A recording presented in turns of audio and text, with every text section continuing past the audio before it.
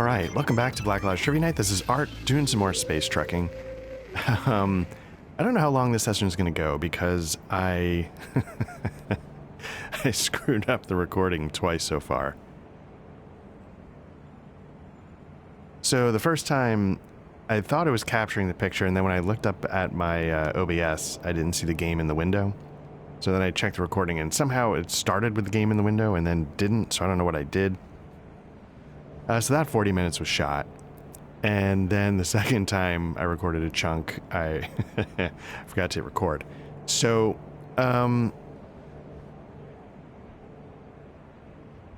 so during that time, you didn't miss much in terms of the story. What you missed was me grinding. You know that grind.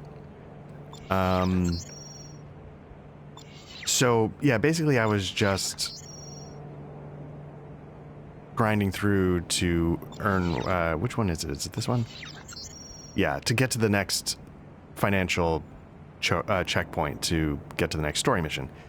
I got most of the way there. It used to be like, 80,000. It was like 30 grand shy. I don't know what it was. But if you remember, part of the thing I was talking about was that, if I just hit up a bunch of more missions, I can afford a new ship. So what I did was I went out and I grinded that hustle and got myself a heavy fighter, which we'll show in just a second. I'll take one more job board. You're seeing that we're getting, prices about double what we were getting for earlier missions, which is great. I'm looking for an easy one because we don't need too much. So let's just take this. And basically every mission has been an assassination job. I don't know if it's just me being lazy, but that's what I go with. So take off, we'll hit whoever we're going to hit. Hopefully this will get us across the threshold for the next mission, and we'll go from there.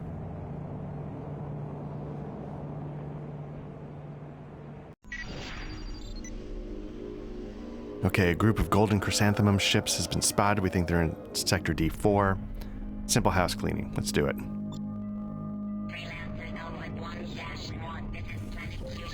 This is Kasari Police, Suzuki 9 to Freelancer, Alpha 1-1. I'm scanning your cargo. Enemy ships will be at the mission waypoint. Refer to the nav map for specific instructions.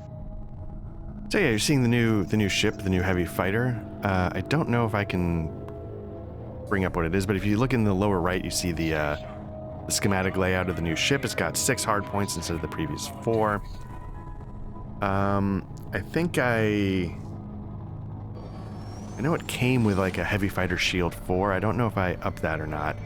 You can see in the lower right, all the way to the right, I've got an advanced ripper, advanced sky rail, 2 pyros, sun cannon, and a sun fury. It's just a smorgasbord of nonsense for my weapon loadout. No real rhyme or reason. I did find out in the last session that guns actually have like a sweet spot for energy consumption, which I was not paying attention to. I think a lot of these are like Type 5 kinds of cannons. I think this ship has Type... man, what was it? Like 4, maybe 5 was the sweet spot. So I'm a little closer with this ship to the weapon energy consumption sweet spot than the last one. So, because I think I was pointing it out at the end of the last session. I was noticing that there were times when I felt like I was not having every weapon fire. And I felt like that was a shortcoming of the weapon, the power plant of the ship. Reactor, whatever you want to call it.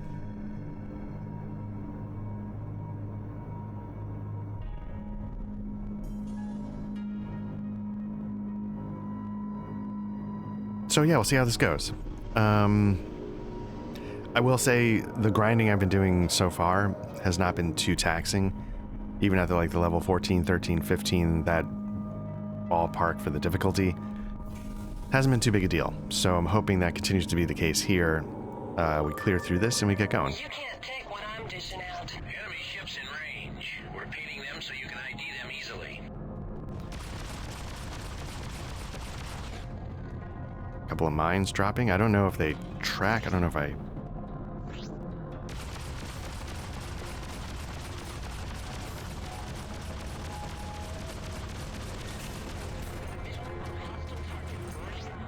Can't tell. Did that one go down?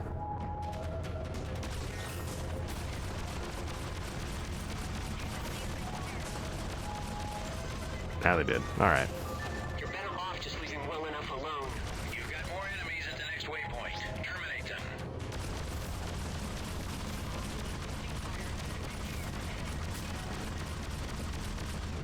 Did I get it? Okay.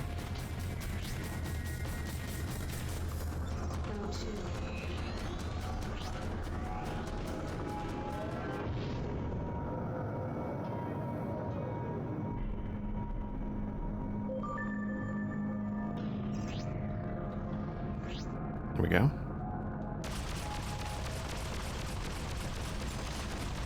Bandit in my sights. Tracker failure. Taking a shot.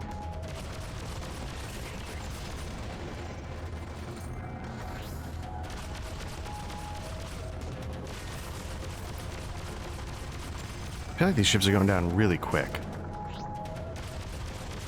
I don't know if they're just weak fighters.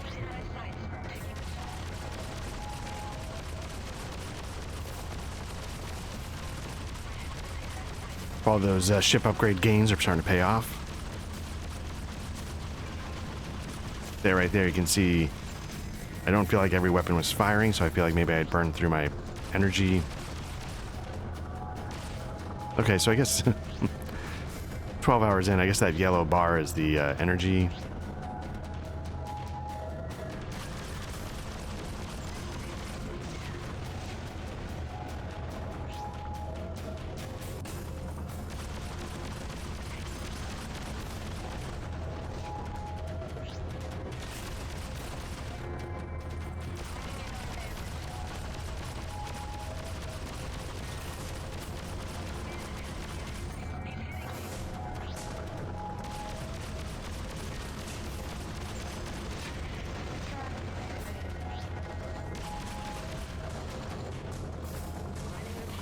I feel like I'm definitely noticing the durability.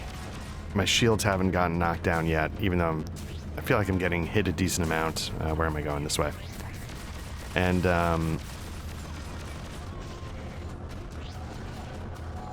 tackling a pretty numerous swarm here.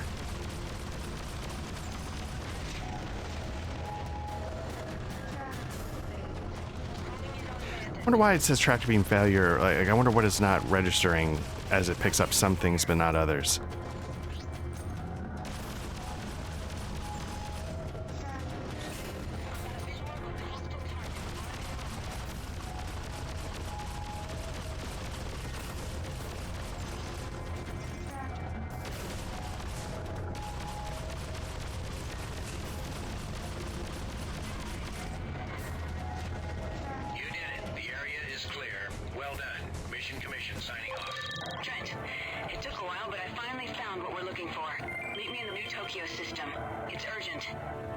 Here we go. Oh man, so what's been going on here at Black Lodge? Not much. We were supposed to get back into the rotation with a spy game, but we ended up just me, Matt, and Patrick just shooting the breeze for a while, hanging out, so that didn't get recorded. So I think what that's going to open the door for, as at the time of this recording, we just put out the latest solo Call of Cthulhu Alone Against the Dark, and I feel like we're starting to get near the end of it. So I'm hoping, not because I'm not enjoying it, but I'm hoping that's the case. I'm hoping the next session may be the last and just get through how it goes. We'll have to see. Maybe I'll run into something that forces me to stop and like I had to explore a pyramid that involved placing pieces on a map. It was really fun, but doing it digitally within the VTT I was working with, Fantasy Grounds, proved a little bit beyond my capability. So I had to say, okay, let me figure out how to do this somehow and pause. So maybe, oop, here we go.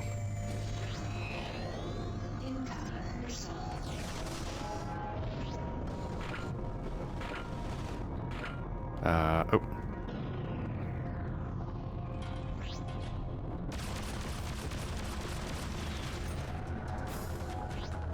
But yeah, I'm genuinely, I'm excited to be hopefully bringing that one to a close. And then I was gonna do something, which was, if I needed another solo game, I would try another Call of Cthulhu adventure solo, but I would try it. My original intention was to try it in Alchemy, which is a VTT that I went pretty big on backing, but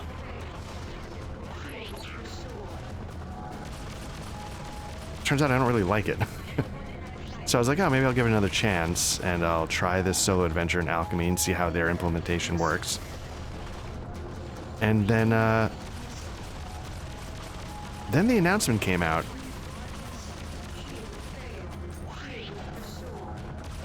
that Foundry is finally getting official support for Call of Cthulhu.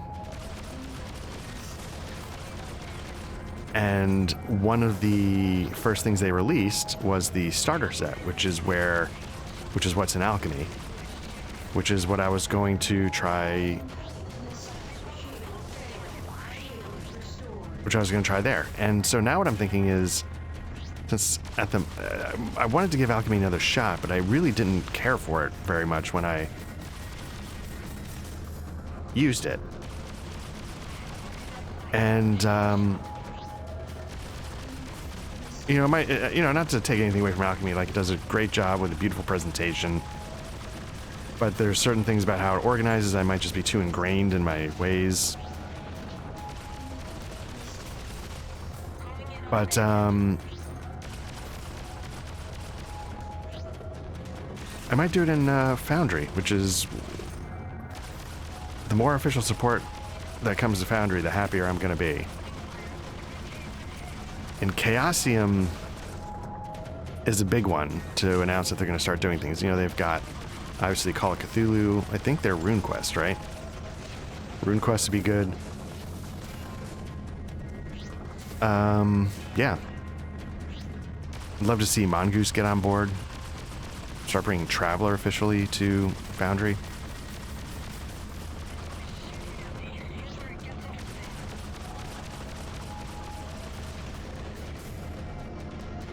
Oof, that was actually significant. All right, let's get back on track here.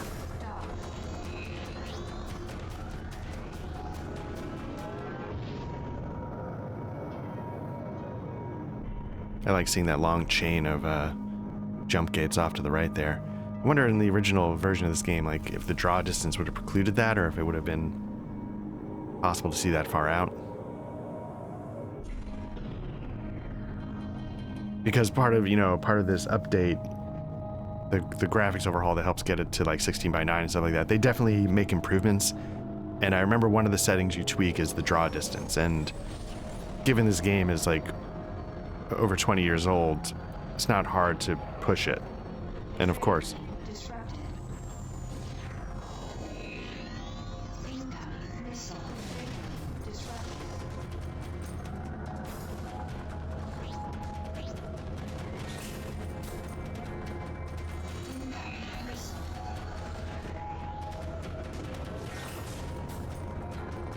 see how this works. Now, why are they able to... Unless it's a cruise disruptor missile that they launched.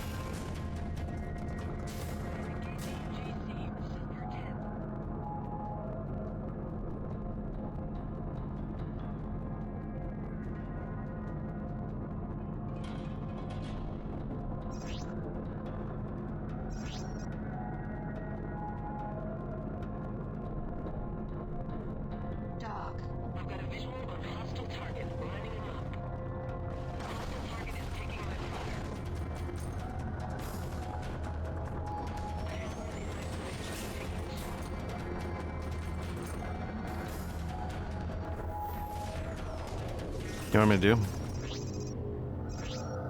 Understood. Your request to land is granted. Proceed to land. I'm gonna repair my ship, load up countermeasures, whatever else, sell whatever, and then make my way out.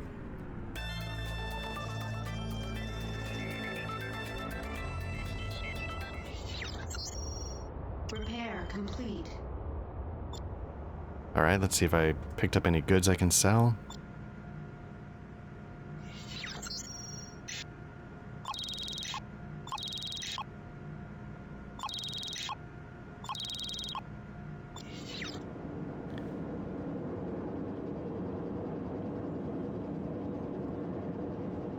So there, yeah, you can actually see, you know, in the distance there, the new ship. That's the heavy fighter that I'm working with now.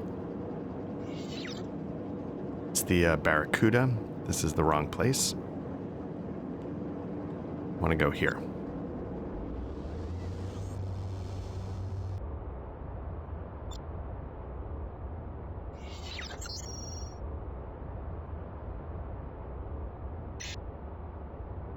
Sell that.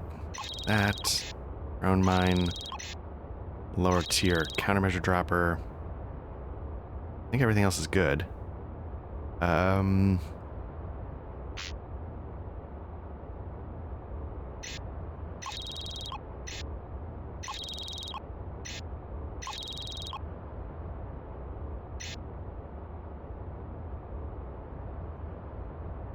There we go. How much money do I have? 32. Okay. Loaded into cargo hold. Shield batteries, definitely need to fill those back up. Loaded into cargo Get a couple of those nanobots that I spent. hold. Loaded into cargo hold.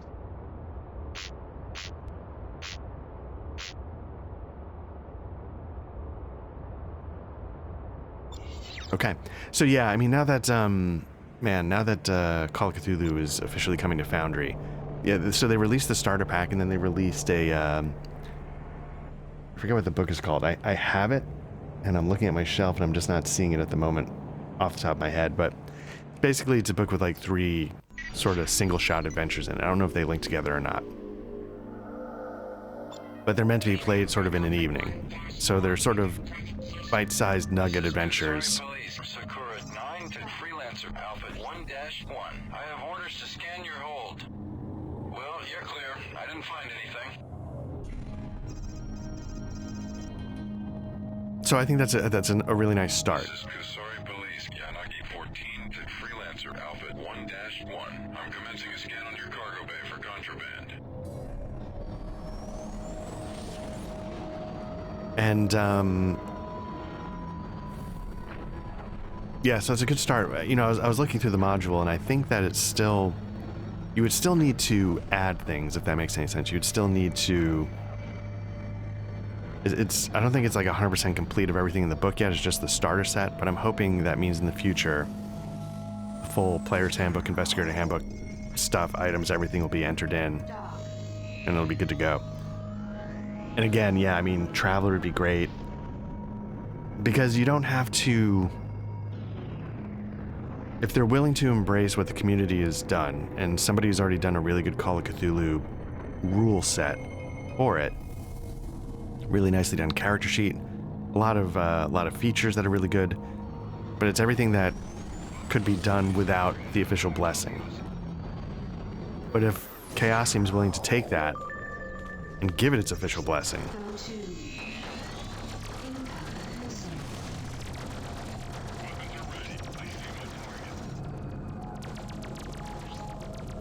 you know what? Let's see how this goes. Shield restored. Getting lit up.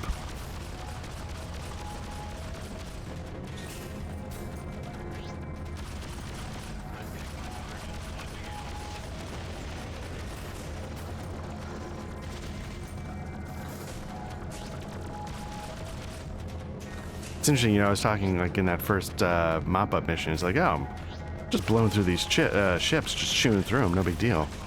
And then everything disrupting me in the trade lanes. It's been a real test here. Burning through countermeasures, shield batteries, nanobots.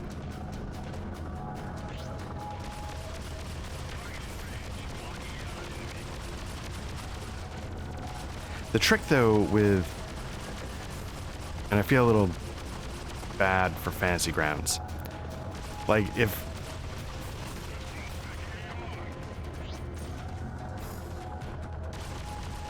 if Foundry has official support for the thing I'm looking to run,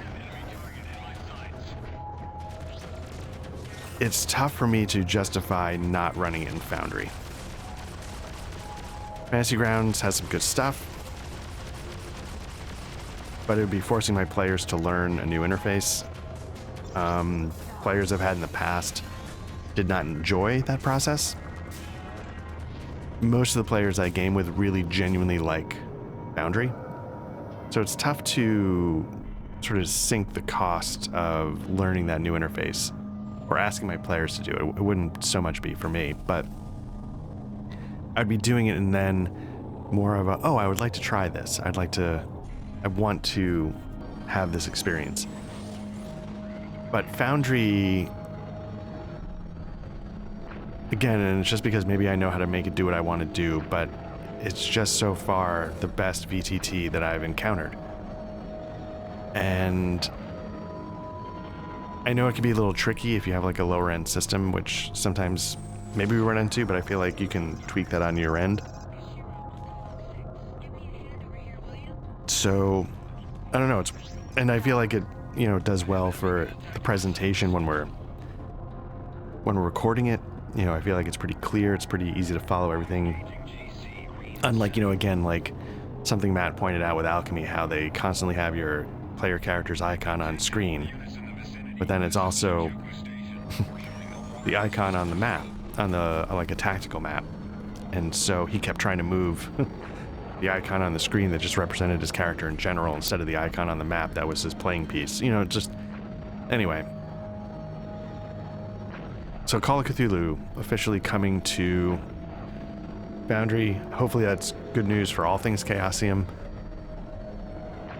Hopefully this gets other people on board. I've talked a lot about Harn, and I think, Harn has a really good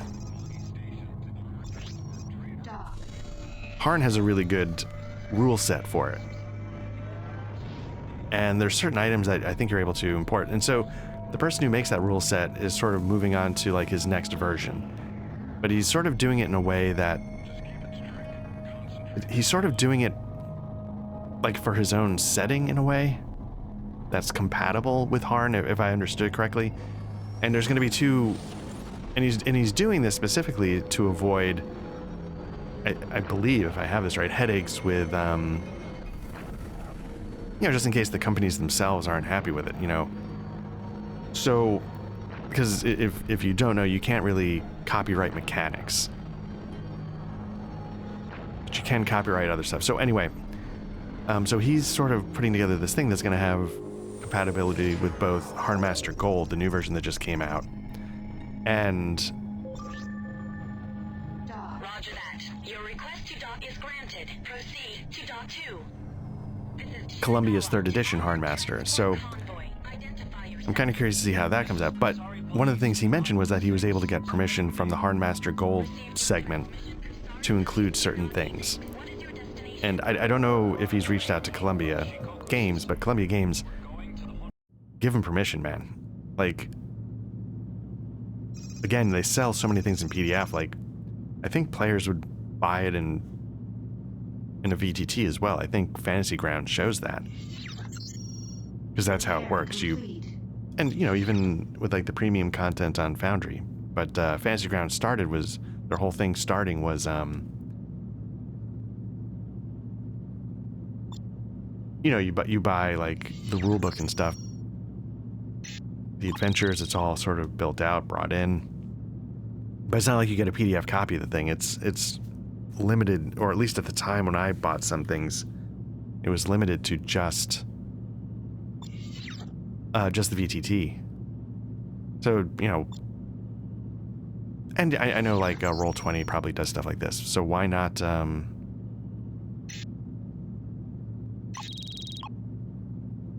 not give it a shot? Loaded into cargo hold. I've confessed I bought plenty of premium content for Foundry and Fantasy Grounds. I'm happy to support. You know what? Is there a Class 5 heavy? Yeah, let's do this. Mounted. We've got the advanced thruster, so there's nothing... Is the heavy thruster...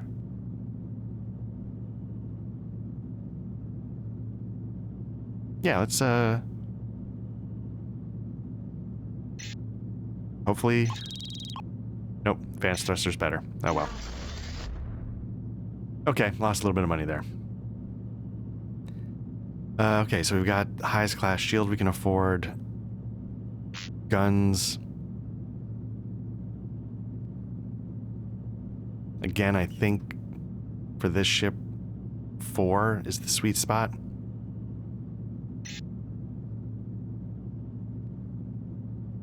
It doesn't list it here. I was hoping to list it here. We're not going to worry about it too much, but I think we're supposed to meet Junie in the bar, so let's head over there.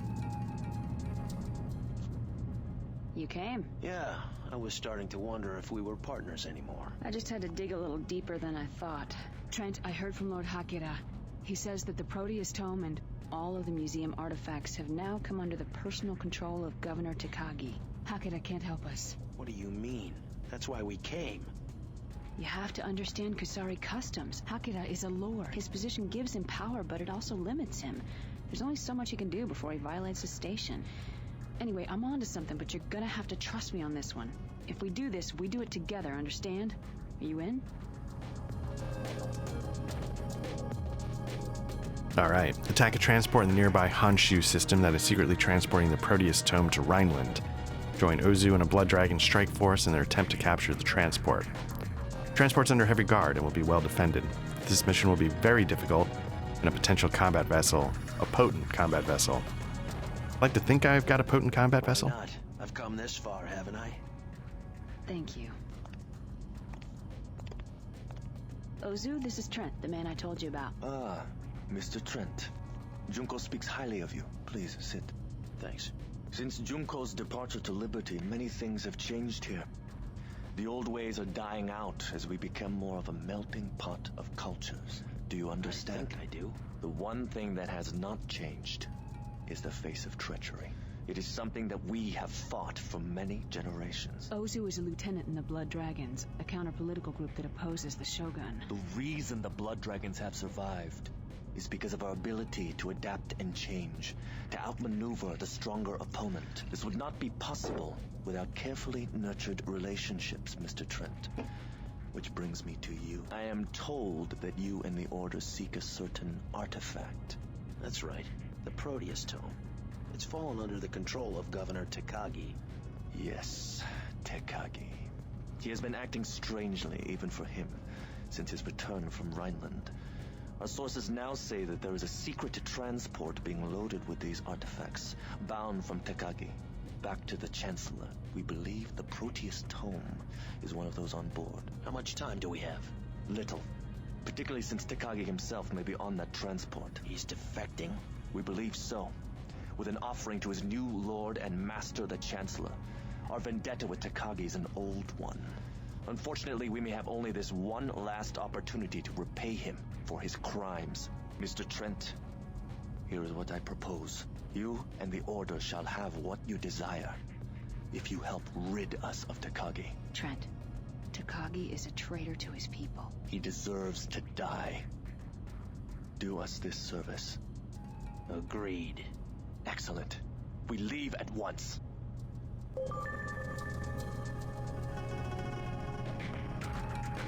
I need you to commit murder. Just go with me on it. 100%. Nope. Let me just double check. Is it just meet so-and-so in space? Nope, wrong one. Attack a transport. Let's do it.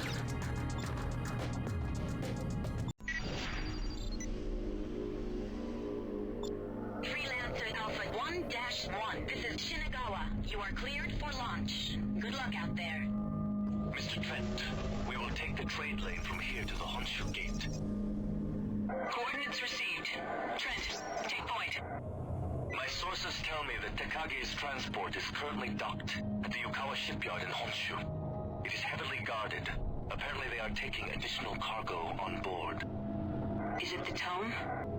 That is very possible. Yukawa is a Kishiro base. and Takagi owns a large portion of that organization.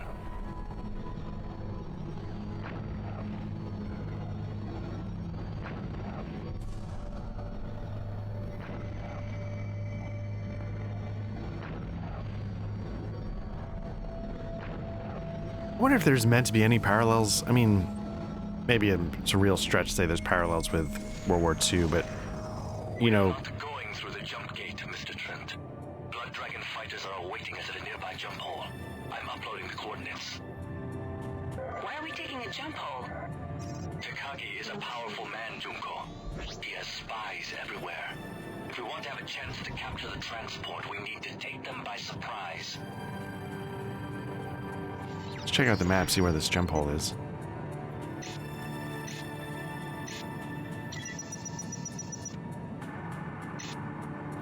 Yeah, I mean, it might be a stretch to say there's parallels to World War II, but the idea of, like, the...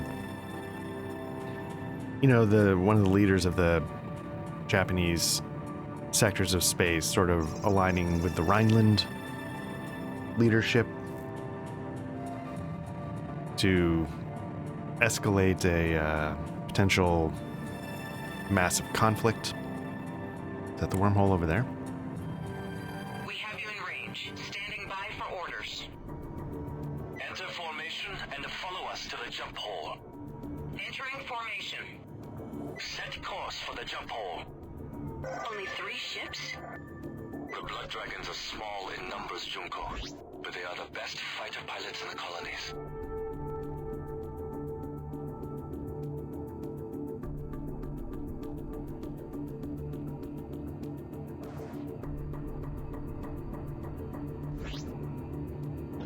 There is the jump hole, Mr. Trent. Please go first.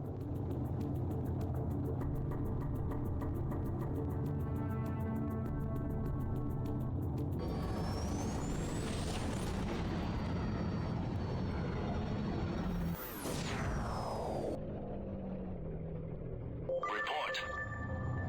The transport is still docking with Yukawa, Ozu-sensei, but it looked like they were about to leave. I counted multiple heavy weapon platforms and strong fire protection. It won't be easy. We don't have any time to waste. Let's go. What's our plan? We have to hit them quickly and decisively. First, we target the weapon platforms, then the fighter escorts. How do we get to the transport? We have a strike force positioned on Yukawa that will seize control of the transport.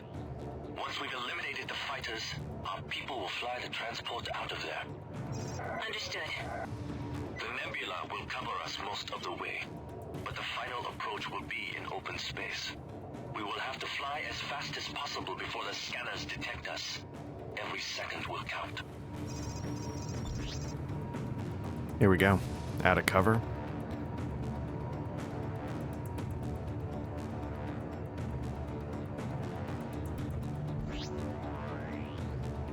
Coming in hot. There is the shipyard. Is everybody ready? Dragon 1, ready to engage. Dragon 2, ready. I'm ready, Ozu. Our first targets are the weapon platforms. All ships, engage.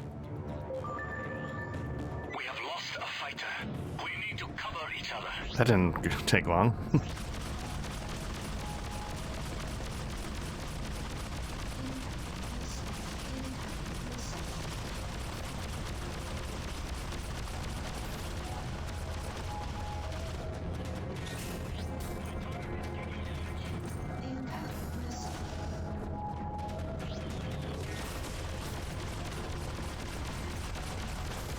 The first platform is gone.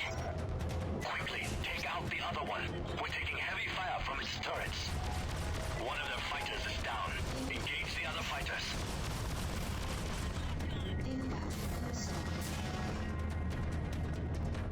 We have lost All right. another ship. This is getting close.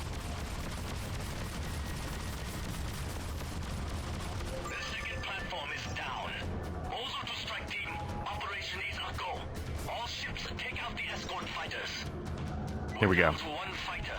Junko, Mr. Trent, we have to take out the hostile fighters.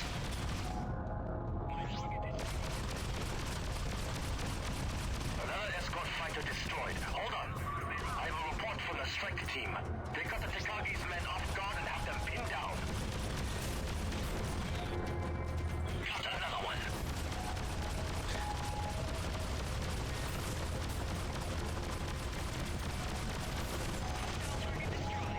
So as you see, we're going after military.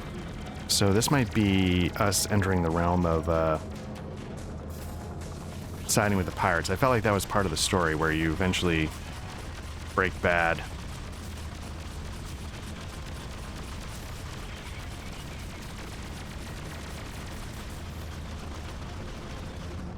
And this guy just won't. Hanging on by a thread here.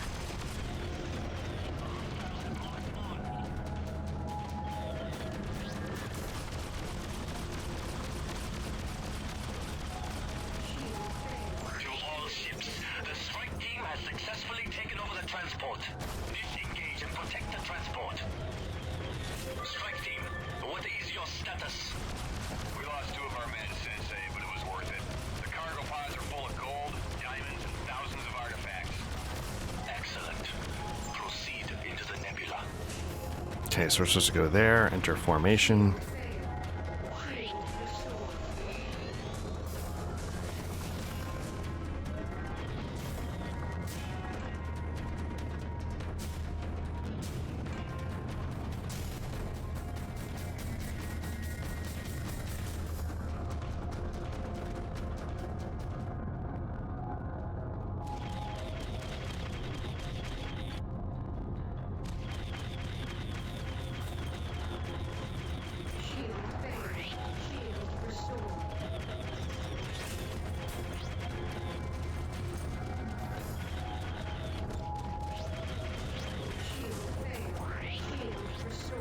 Where's this guy? Come on.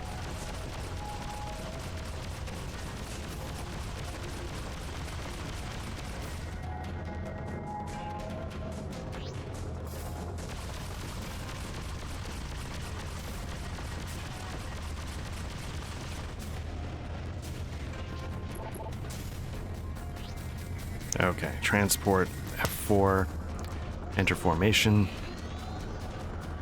Now that we're in the clear.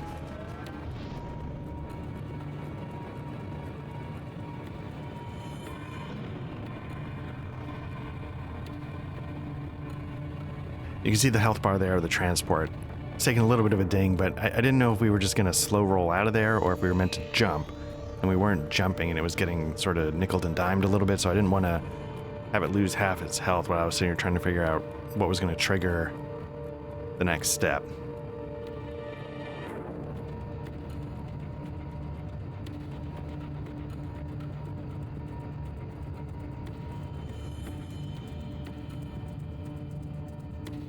Because we're heading back into the nebula. I was gonna say, I guess we're entering the piracy phase. We're literally entering the piracy phase because we just stole a ship full of money, so doesn't get much more piracy than that.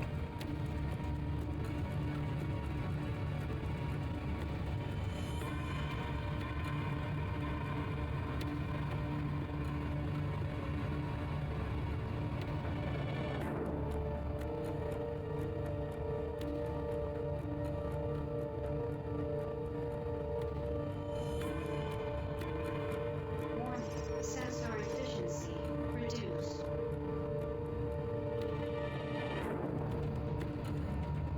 Four hostiles dead ahead, Sensei. Junko, Mr. Trent, we have to destroy these fighters before Yeah, we where are jump. they? Understood. Come on, Trent.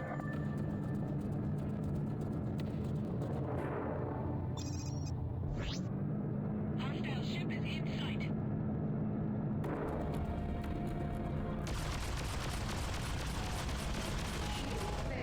Shield restored. Shield failed.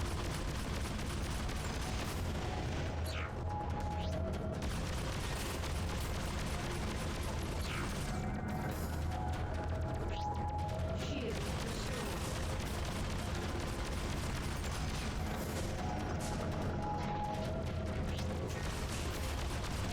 Hostile destroyed.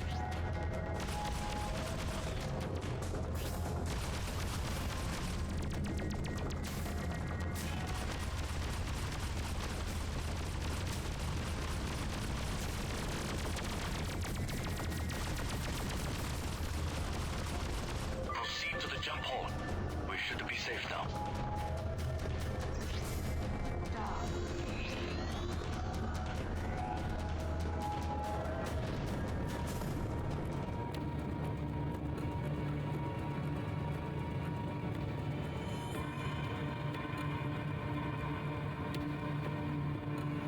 All right. You can see my ship's pretty dinged up, but it's not. Oh, I'm out of shield batteries, so hopefully there's not a lot happening on the other side of this jump hole, because if there is, I'm in a little bit of trouble. I should be decent on countermeasures, but look like I've got 43 of those, so I'm okay there. But I need to keep an eye on the shields.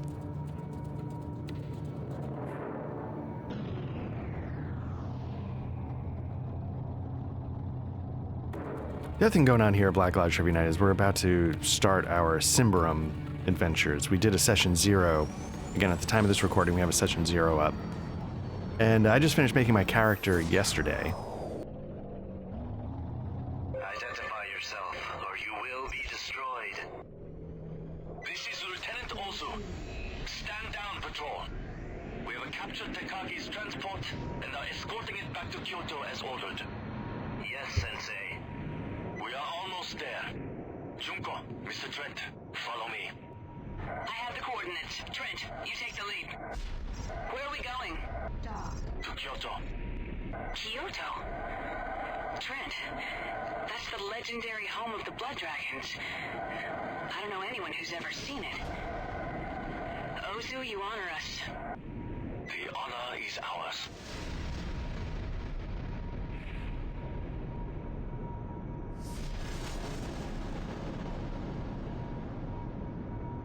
Again, cool sci-fi stuff. You got We'll celebrate our victory over Tekagi and Edo.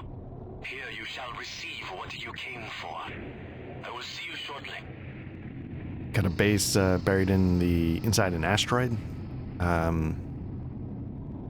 This is one of those things, you know, like I really love the Expanse, but you know, when I started running an Expanse adjacent Traveler 2300 GURPS Transhuman Space / Savage Worlds triple threat hyphenate game, at some point I was like, I'm gonna borrow all these sort of hard sci-fi concepts, but screw it when it comes to like gravity most of the time. How long have the Blood Dragons been here in this asteroid? Several generations, but with Tekagi eliminated, the Edo shogunate is weaker, and our victory is near. Pardon me, Lieutenant. Excuse me. Tell me, how long have you known Ozu? You mean, was he always a radical in the Blood Dragons? No. When I knew him, he was to be a promising political student at the Kusari Academy. What happened? People are changed by their world, Trent, rarely vice versa. Ozu's living proof of that. Yeah. I'm afraid we have been deceived. This was the right shipment, but we have neither the artifacts nor Tekagi. He was not on the transport as we were led to believe. Something has changed. So what do we do now? I will make the necessary inquiries. For now, I suggest that you occupy yourselves with whatever diversions we can offer. Well, I can't just sit here. Maybe the Blood Dragons could use a little help. Joining the ranks of the radical left? I'm not on assignment anymore, Trent. I get to see how the other side lives. You know, it wouldn't hurt you to get out there for a while either. Maybe take some missions. From the sound of things, it may be a while. Don't worry. I'll let you know when we hear something.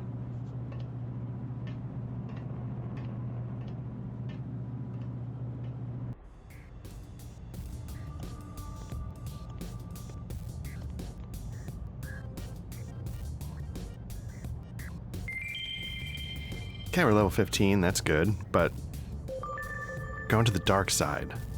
Let's see what their ship dealer offers. Let's see. I feel like what we've got is a pretty good heavy fighter, but this is the first time been on the other side of the law, so to speak, so not much.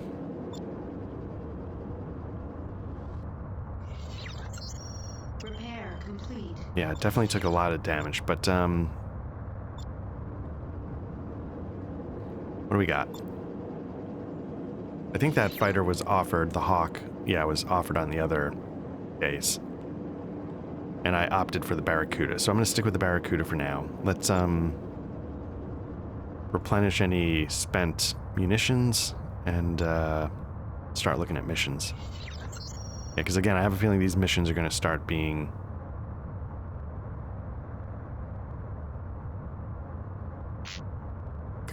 giving us issues with local authorities. Nanobots, let's get those up. Shield batteries completely depleted. Sell this thruster because it was picked up from wreckage, and we need countermeasures. Just keep that maxed out. And let's take a look at the job board. But yeah, Symbaroum, you know, Freely's one of those companies that's been really good for a while at offering premium content for Foundry, official content. So we'll see. Matt's going to be running it. We had a good session 0 to get some ideas kicking around about our characters. And then I went and I made the character. Oh, let's see. The Kusari Naval Forces have been on our death list for a long time. Okay, so we're going to go after the military here.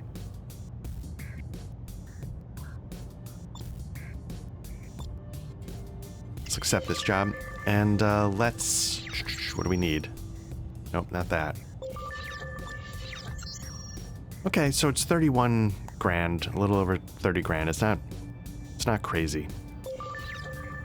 Find your target, Yoshisun Chikamatsu, and eliminate him. I think I read that before it faded off. So yeah, I'm kind of excited. Like I've said this probably before. I lose track of what I said the first 2 times when I screwed up the recording, but I've always wanted to play Symbaroum. I don't know anything about the system, interesting or not, but the setting has always intrigued me, so I'm so happy that Matt picked that for his run in the rotation, because at one point it might have been like something sci-fi-ish, but then all of a sudden I think he... Oh no, it was going to be Delta Green. And then then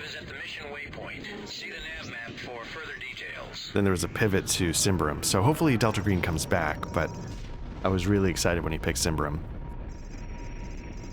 Yeah, so the character I made is it's a witch hunter. And it's interesting, you know, like it makes sense, but I like that in the rules for Symbaroum they say like, hey, you know, like use your stats, the numeric values of your stats to help determine things like, you know, your appearance or things about your character that you put into words. And so one of the things I did is I sort of bottomed out my persuasion, and that inspired, you know, like why, get you to ask the question, why do you have a persuasion of 5? What is it? Uh-oh, okay. I don't think I've ever noticed that kind of hiccup before. Anyway, making a character was good. It wasn't too onerous. I hadn't done it before, so it took me a little bit of time. But honestly, the parts I spent the most time on were, it does a good job sort of suggesting like, hey, you want to play a witch hunter? It's an archetype. So you're not required to do it. It appears he's not there. Hold off his cronies until we can locate him. Sorry to disappoint you, but our leader is off limits.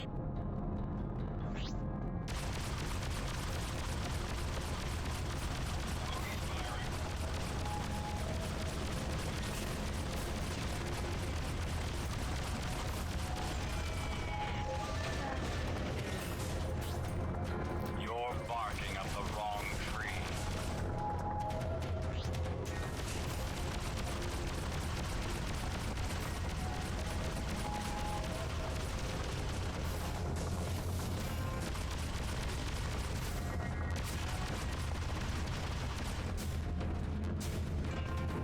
So it looks like now that I'm paying attention to that yellow bar a little bit more, it looks like the booster thrusters don't consume energy, just firing guns. So you don't want to just lay on the right mouse button.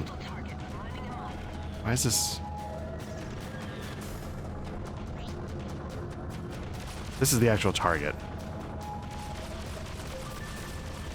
You better ease up off my back. This is the mission commission. We show your target is rabbiting. Do not fail to meet your objective.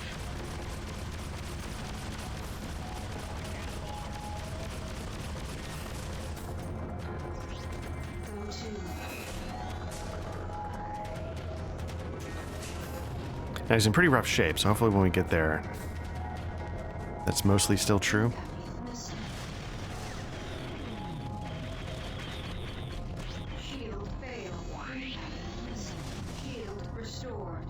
Okay.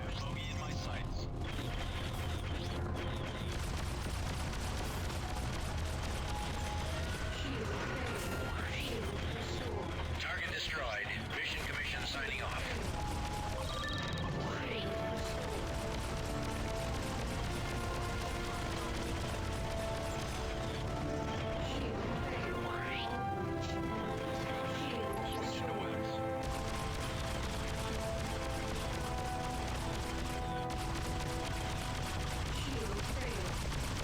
I think I'm out of... Not yet.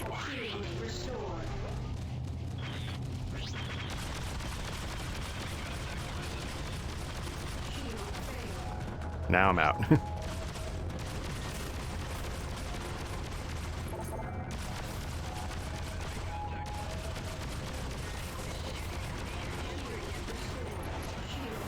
Who the hell? Jesus.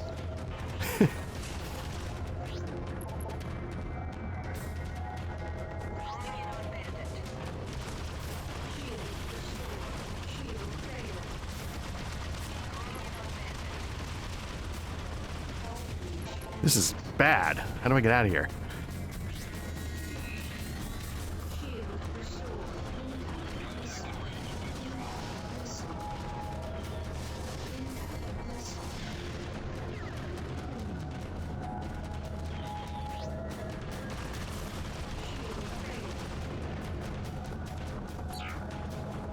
I'm out of everything, so if I start getting lit up, I'm gonna die. I can't rabbit because a cruise disruptor missiled me. I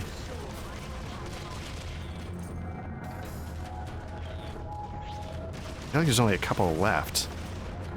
They are hitting hard. Shit. Can't be messing around with one for this long. Not getting anything back. I got a couple of shield batteries.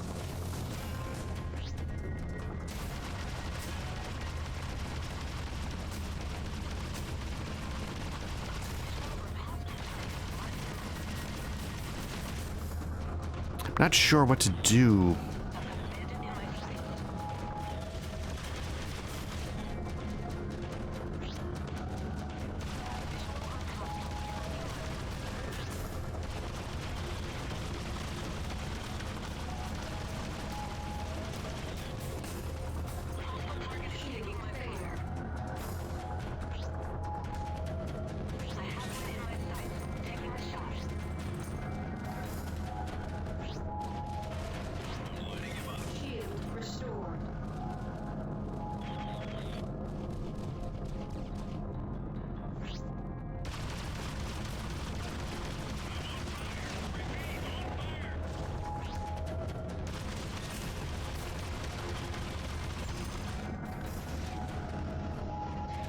Couple more batteries.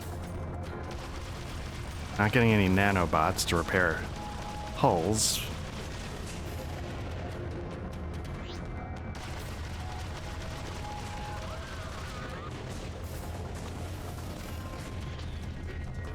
Woof. All right. Heading back to Kyoto base.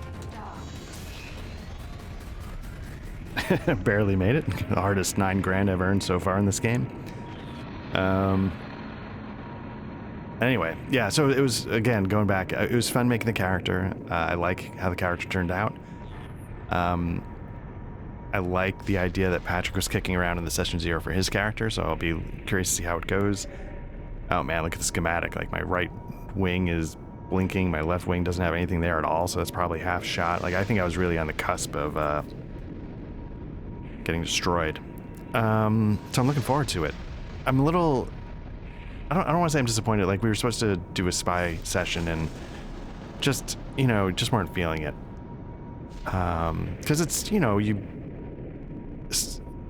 playing games, you know, is a lot of fun, but it's not effort-free. And role-playing games, you know, like when you're sort of firing a lot of creative muscles, you know, it can take some real energy. And, like, I don't want to say I was disappointed, but we're jumping into the next section of the adventure, where the party moves from London to Finland. And I was excited to kick that part off. And I'm excited to, like, I wouldn't just bail on it. I wouldn't be just like, I quit. But I am excited to see it through and then start thinking about what comes next for my turn in the rotation. Because I really don't focus on that while I'm running what I'm running. I probably should have something in the back of my head, but at the moment I don't. Man, look at that. One of the just completely shot off. I wonder if that affected my hard points. I wonder if it affects, like, do I still have all my weapons, or do I lose them? Repair complete. See if I picked up anything I can sell in terms of cargo. That'd be interesting if those guns are just gone, or if I picked them up in my hold or something, like with the tractor beam. Got 27,000, so let's see how we're doing. Oops, wrong one. I don't want to buy the ship. I want to go here. All right. Yeah, look at that. One of the, it's just gone.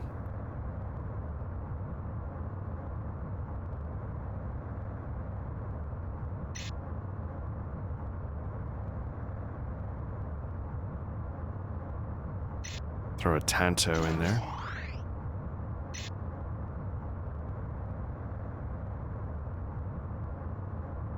Okay. At least we got all of our hard points maxed out. Let's replenish all of this. Loaded into cargo hold. Loaded into cargo hold. Thrusters, we're good with shields. Thrusters, right? Can go to a class 6 shield, but we don't have that at the moment. Improved countermeasures, max those out just to be safe. Loaded into cargo hold. Okay. So we need to do basically 3 more missions. It's going to take us just under... If we do 3 missions, it's going to take us just under, so... Ah, man, I feel like that didn't go up as much as I thought. Again, I don't quite understand the math.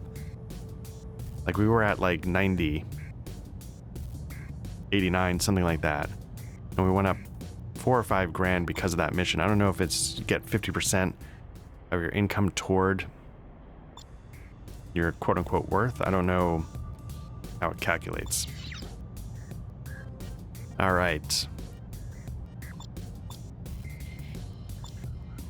We've heard recently from the Okamura Cloud, and there appears to be a problem out there. Or we haven't. Oh, we've heard recently.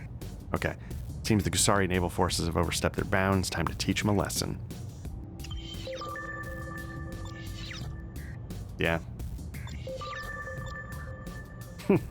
Teach them a lesson, and then I get blown up 4 times trying this mission. Freelancer Alpha 1-1. This is Kyoto. You are cleared for launch. Good luck out there. Enemy ships will be at the mission waypoint. Refer to the nav map for specific instructions. All right. So yeah, that'll be fun. And I'm not sure, like Patrick, obviously the rotation is we each take a turn. Patrick ran Eat the Reich for a session, and was kind of turned off by the VTT enough to be like, this wasn't fun. So I'm curious if he's going to want to, there was something he was talking about running potentially. I'm curious if he's going to want to jump in and do it, or given that he's got like a 1-year-old or whatever, I'll be curious how that goes. I'd love for him to run it because of what he was talking about running. I think it would be a blast. But we'll have to see, I guess. And then, yeah, that'll be fun either way. You know, and then on this bullshit front, you know, I think I'm over the halfway point here in Freelancer. I think there's like 13 or 14 missions. I don't know what mission I'm on at the moment. But this will start drawing to a conclusion pretty soon. Enemy ships in range. We're painting them so you can ID them easily. Time to die, you son of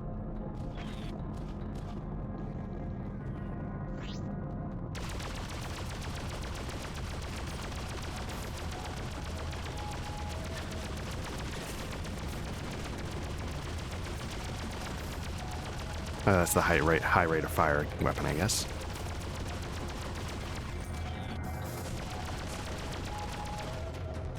Now it says more effective against positron shields. Like, I haven't been paying attention. Like, I don't know. Do heavy fighters use positron? Do positron tend to go with a certain class of fighter or weapon platform? Or I have no idea what that means. Is it good against a big ship?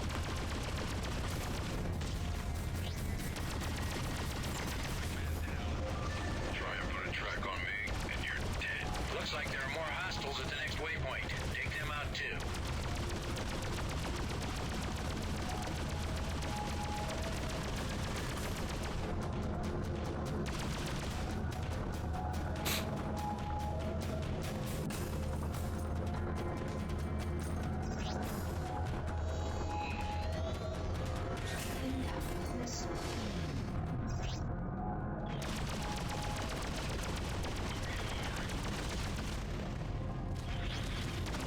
Because whatever guns those are, just ripping through my shields. I would like to have those. It's the sort of yellowish, greenish blobs that keep... Nope, I didn't take that guy out. I gotta be way more efficient. So anytime I hold still to lock on to a target, that gun comes in and just rips my shields to pieces.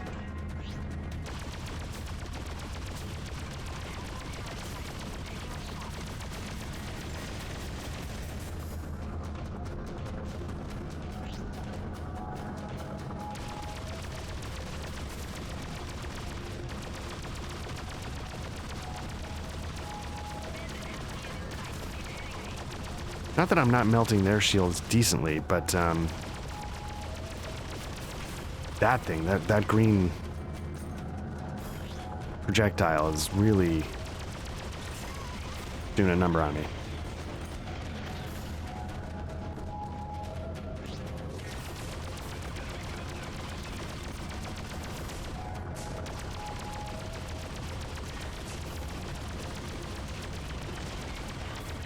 We'll say though, the nice thing about, we're entering the next phase of the adventure in Finland for the spy game, is it makes me have to sort of start thinking about it again.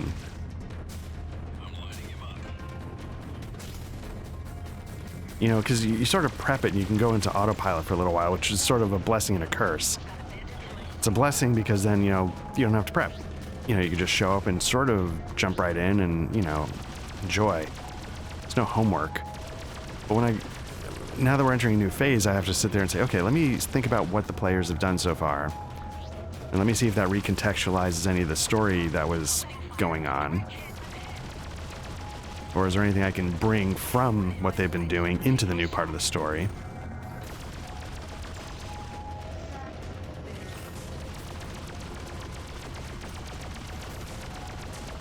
It just makes you have to, then you realize, oh crap, like, gonna need a couple more NPCs, or I need a couple more locations. You start to realize those types of details, and then, and as you do that, you then start to realize, okay, so this is what the story needs. Here's some ideas where the story could go. Here's some encounters, things like that. So it's kind of nice to have to sort of think about it again. But I am excited to see it to its conclusion. The point of this rotation was we were meant to cycle through games quickly, but as real life gets in the way and stuff like that, we've been playing the spy game since like the summer, September.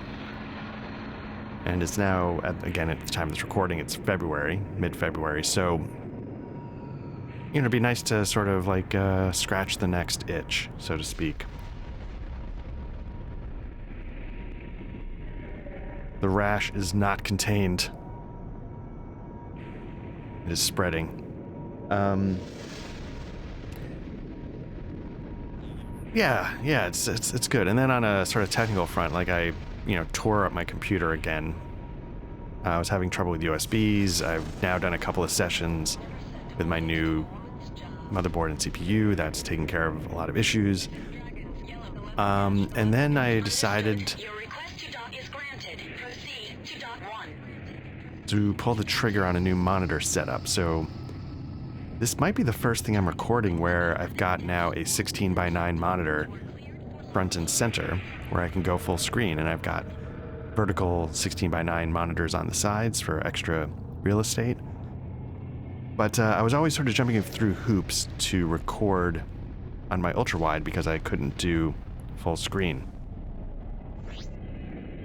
And now I've got the right aspect ratio. I can just not hopefully tweak things too much. Even like when I record a Black Lodge session, I can make the browser itself full screen, so I don't have to sort of take into account the address bar at the top and doing a little bit of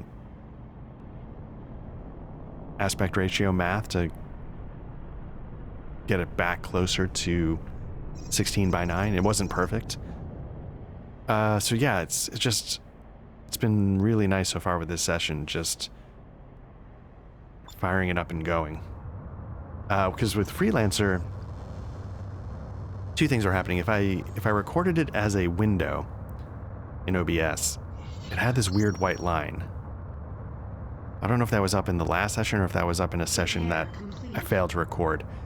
If I do it as a game input, it would record everything, but on my screen, I was losing the information along the bottom of the screen because I'm playing in a window. You know, it puts the bar across the top. I can't get rid of that. And that was pushing information at the bottom of the screen out of view. So, and you think, you know, it wasn't a huge deal, but now it's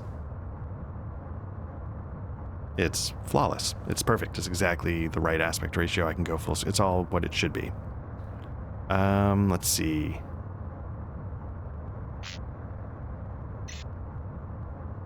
Just anything, like, just trying to eliminate, as they say, friction points or headaches, things that have to make me like, okay, wait a minute, what went wrong here? Like, I'm plenty capable of doing everything wrong on my own. I like to eliminate technical problems. And then I also redid, this was somewhat unnecessary, but it also has made things a lot easier so far. And there's other reasons why I did it, but I changed out my Rode Procaster 2 for Roland Bridgecast X. And so far, so good. Really, really pleased with it. In some ways, you don't get the faders, which I kind of like physical faders. You have less knobs, faders on the interface, but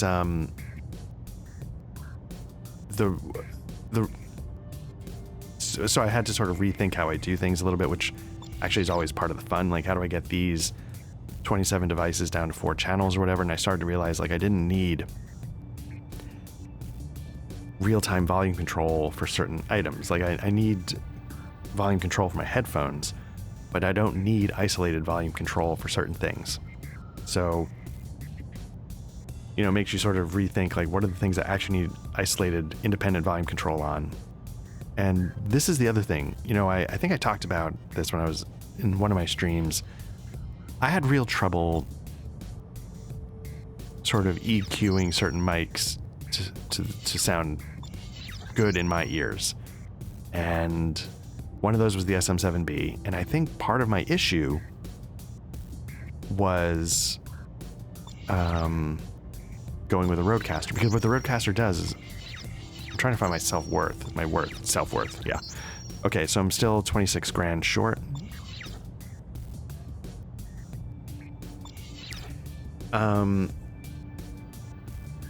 Because what it's really good at is it does things for you. You set to the dynamic preset, and that's doing something. You can set it to neutral, but you set it to the SM7B preset, and it sounds pretty good, so you don't have to do anything.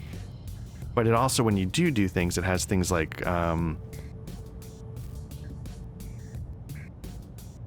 settings for like bass boost or whatever, so again, like, you turn it up and it's probably doing 3 or 4 different things, but you don't know what those individual things are. So I felt like I wasn't learning EQ, because I would EQ it, but I wouldn't know what those little details were that it was adding to the steps. And so with certain microphones, you know, whatever, but certain microphones I just could never quite dial in. And, you know, and I talked about like how, you know, I had an OC18 from Austria Audio, and I chose the SM7B and fighting with that over just keeping the Austria Audio one. Stuff like that. And so what I eventually did, so like the Roland, like, it doesn't have those crutches. And I don't know if this sounds good or not. Like, I'm still, like I said, I'm sort of still learning. Because what I would do is I would get it pretty close, and then I would like give it 30% sparkle or whatever, and I would achieve whatever it was I was trying to achieve, but I didn't know how it was doing it. So now things may suffer, but hopefully over time I will learn. And if you have a Go XLR, I don't know why you still would at this point in time, but if that's where you're coming from, like the Roland Bridgecast, the Bridgecast is a great replacement for it. The Bridgecast X introduces HDMI capture. So I use that to bring my camera in. I could do my PlayStation because it lets you choose between 2 ports. But what I was noticing as I was doing OBS tests is that, you know, like my camera is set to 1080p, 60 frames a second. The PlayStation would be at 1440p at, you know, 120 or whatever, variable rate or whatever. And so I could switch back and forth between them on the device. But if I were trying to do it into OBS was like, okay, wait a minute, you know. So I ended up not going that route for capturing PlayStation 5. I already had a capture card that was pretty good, so I just stuck with that. And now the Roland is just for my camera.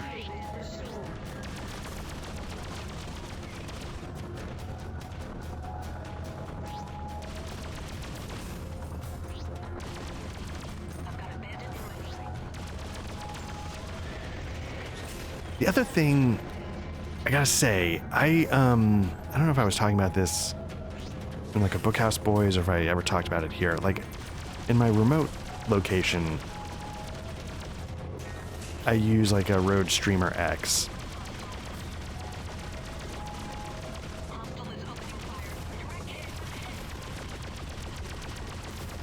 And like I don't love it, and there were actually issues. I didn't ever love the Procaster, to be honest with you. Like, it took forever for them to introduce virtual channels. It was just always a device that did certain things really well and never did all the things I wanted it to. If that makes sense. And then the Roland Bridgecast, once I realized what I was trying to accomplish, and it has to be the X.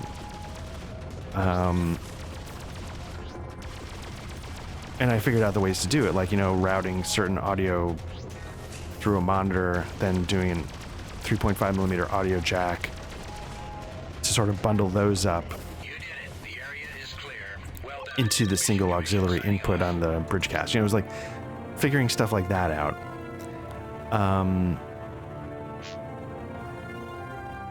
Is when you realize it's more important to have it do everything that I want to do than to be able to independently control the volume of every single device on its own, because certain ones just don't matter. You can bundle them and it's okay. It's not going to impact anything. So the Rode was always the device that did certain things really, really well and didn't do everything I was actually looking for it to do. Bridgecast X does, and the reason why it has to be the X is because it allows you to do a second USB, which, to be fair, the Rodecaster does too. You can send a second USB to another device to the same system for an extra channel, but it won't let you plug it into a console. The Bridgecast X does. The Lewitt Connect 6 also does. Lewitt Connect 6 doesn't have a mute button for your mic. If it had a mute button for your mic, that might have been the perfect device at one point. Understood. Your request to dock is granted. Proceed to dock 3. But, yeah, it's just like, okay. And so, and the reason why that's important is because, you know, it lets me take advantage of every feature on the PlayStation. I can, you know, join a party chat and use the same audio setup. You know, my mic that I'm using right now will now work on the PlayStation.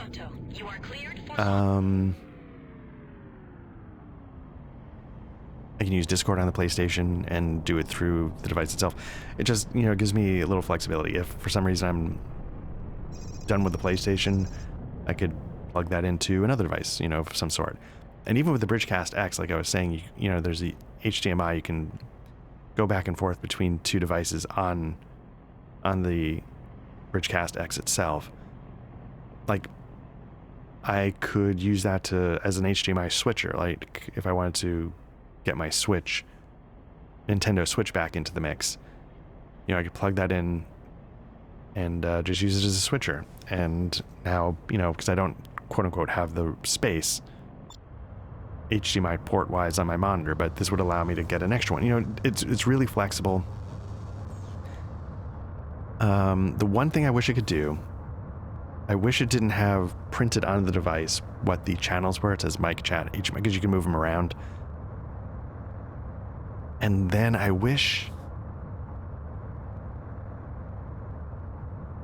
it's pretty good about letting you choose whatever you want on whatever knob or button you want, but I wish it would let you separate it somehow. So like right now I've got like my microphone on one of the knobs. I never change like you set it and forget it.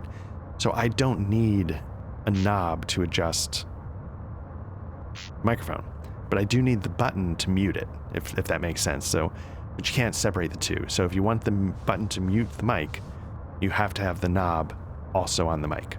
Because the way the mute button works, and maybe this could be fixed in software, is it mutes the channel. It doesn't mute a specific device. So it just goes boom.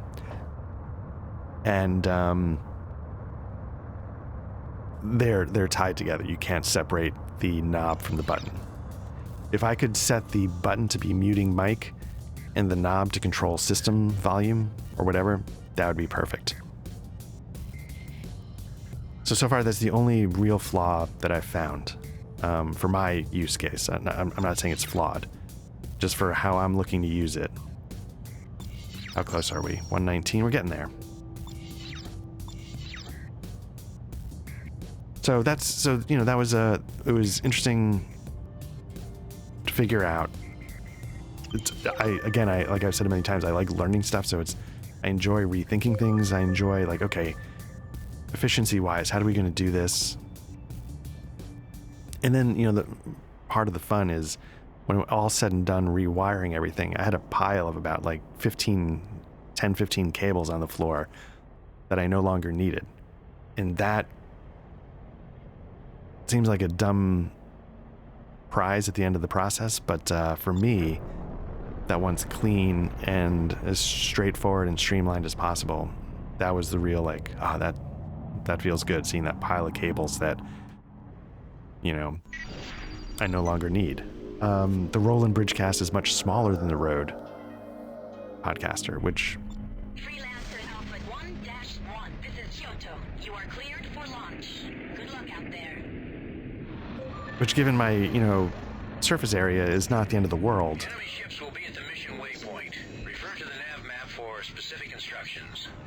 But the reduced footprint on the Roland means there's more options of where I could put it. I actually now have it basically right in front of me, dead center of the desk instead of way off to the right, so I'm like always leaning over to hit the mute button.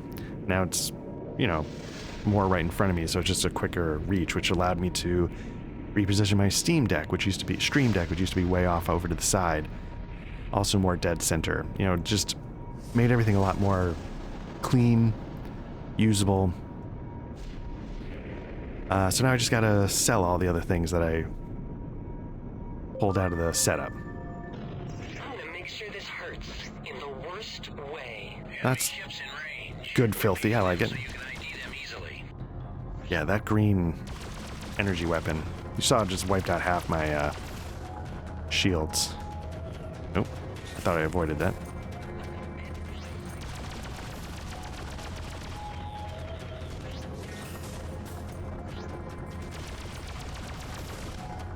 So yeah, I go to reverb.com and I sort of try and sell my audio gear there. I've got a couple of mics.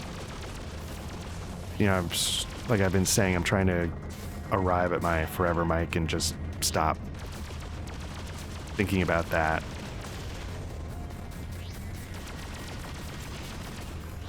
The tough thing, is that gone? Okay. You know, when I was setting up my audio, the Roland Bridgecast X wasn't out. So that's why I don't beat myself up too much. I was like,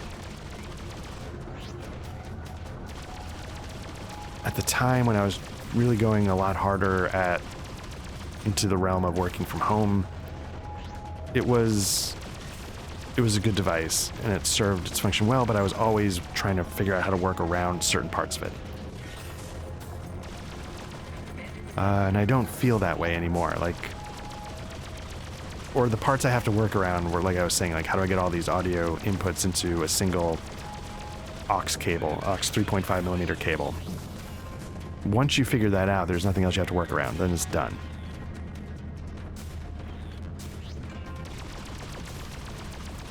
You know, in order to get my mic into the PlayStation, what I was doing before was I have a server that I use for Foundry. It's a Mac Mini. I was running one of the USB outputs of the Rode into that. And then I was hooking up my Lewitt Connect 6, which can connect to the PlayStation, up to the same Mac Mini. And it just makes it so you have two audio devices on one machine because you're using one to piggyback the other. It's just like, what are we doing?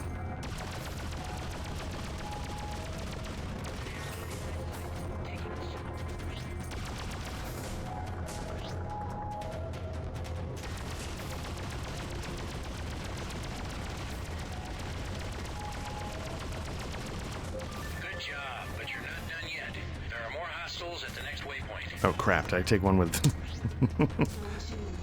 weapons platforms? Didn't mean to do that.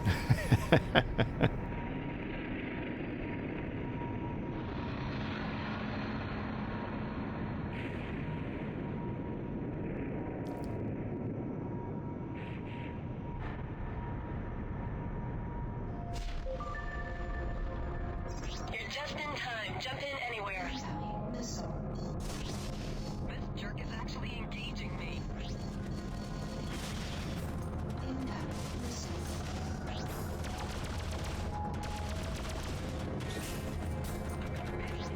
If there's weapon platforms here, I can't afford to spend a week and a half blowing up a single ship.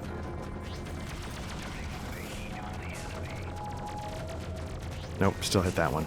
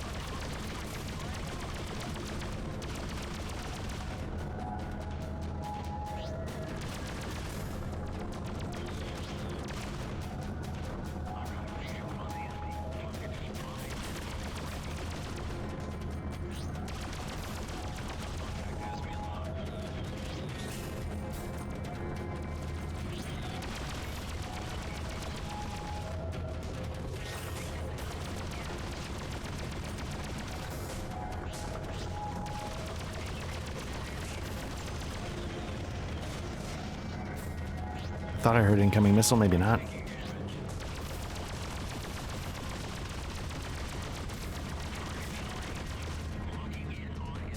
Luckily, the ships chose to engage me outside of weapon platform range.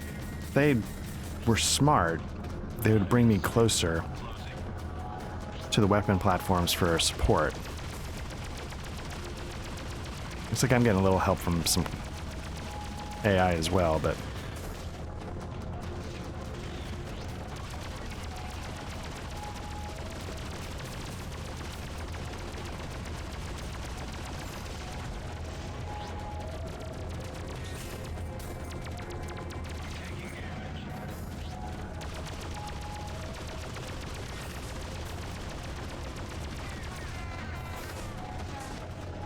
You did it. The area is clear. Well done. Mission Commission signing off. Mr. Trent, I have new information about the Proteus Tome and Governor Takagi. It is imperative that you return to Kyoto as soon as possible. Alright, so I guess that means we hit the next amount. Is it F8? Yeah, we need 130. We got to 132. Not bad. Kusari State Police. Reputation's totally in the toilet. Makes sense. Naval Forces in the toilet. Makes sense.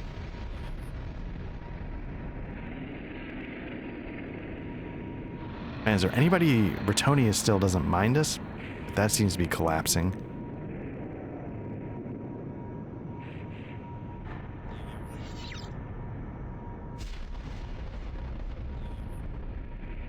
And then, apropos nothing, no reason. If you're looking for a new mic, you got a little bit of a budget, I gotta say, look at the SE Electronics 4100 and the T1. If 350 bucks is in your range, and that's not bad for a dynamic mic, you don't need to spend more. Just saying. Alright, so let's see what happens here. We're ready to start the new story mission. Again, so, you know, I lost about an hour of grinding, which maybe you're like, oh, thank God. So what I might do is, let's see what happens once we get inside the base, but I might pause this here. And we'll pick it up next time, starting with the next story mission. It's just the landing cutscene, but I'm not sure if it's going to go into the story. Okay, meet Ozu in the bar. So here's what we're going to do. We'll pause here. We'll pick up the next story mission and take it from there the next time we're space trekking. And then, yeah, like I said, like once this is done, I'm not going to replace it with another space trekking, I don't think. It's a lot to record every week. I'll focus on, you know, the CRPGs, which right now is Ultima 5, sticking with the Lord of the Rings Online book quests. And see how that goes for a little bit. Maybe I'll get another itch, and that's how this got started. But otherwise, in the rotation again is still the Cold War spy game, going to Finland in the next session whenever that comes up. Matt is starting us on Symbaroum, so obviously we're really excited about that. If you're watching this, you found our YouTube channel, like and subscribe if this is your kind of thing. If you prefer audio versions of the actual plays, the tabletop actual plays, or some of our discussion podcasts, just search for Black Lodge Trivia Night wherever you get your audio, and we should show up there. Otherwise, oh, I mean, if you want to talk about these things, jump into the Discord. And otherwise, we appreciate everybody who checks this stuff out. So thanks again, take care, and we'll talk soon.